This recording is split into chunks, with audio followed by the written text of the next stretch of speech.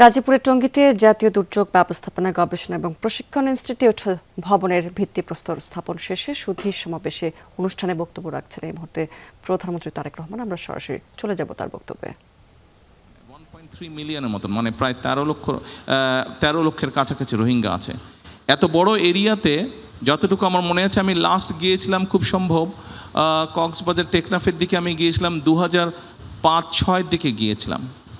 তার আগে যখন গিয়েছিলাম তখন আমি দেখছিলাম যেই জায়গাগুলো গাছে ভরা ছিল সেই জায়গাগুলো স্বাভাবিকভাবে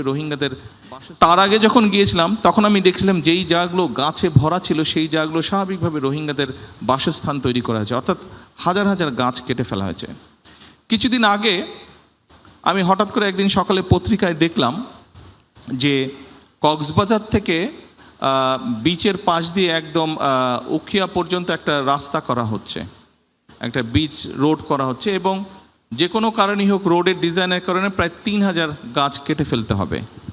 তো দেখার পরে আমি তারপরে এইটার দায়িত্বে যেই মন্ত্রী আছেন ওনাকে আমি ফোন করে নিউজটা আমি ওনাকে পাঠিয়ে আমি বললাম যে ওদের সাথে কথা বলেন, ডিজাইনটাকে একটু চেঞ্জ করা যদি সম্ভব হয় ভালো হয়, এই গাছ কাটা যাবে না। কি করবে না করবে সেটা তারা ডিসাইড করুক, ইঞ্জিনিয়াররা তারা ডিসাইড করুক, কিন্তু এই গাছ কাটা যাবে না।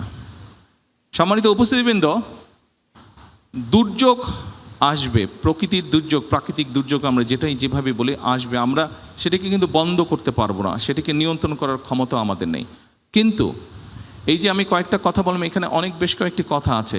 অর্থাৎ আজকে কেন এই জায়গাটা যেখানে পানি ছিল এখানে মাটি ভরতে হলো, এখানে অফিস আদালত হচ্ছে, স্কুল কলেজ হচ্ছে, হাসপাতাল হচ্ছে, বাসস্থান তৈরি হচ্ছে, অর্থাৎ আমাদের জনসংখ্যা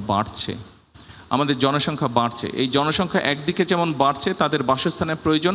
আরেকটা জিনিস খেয়াল করে দেখবেন খুবই জরুরি, সেটি হচ্ছে বাসস্থান তৈরির সাথে সাথে মানুষের স্কুল কলেজ সব কিছু তৈরি হওয়ার সাথে সাথে কিন্তু ফসলি জমির পরিমাণও করছে।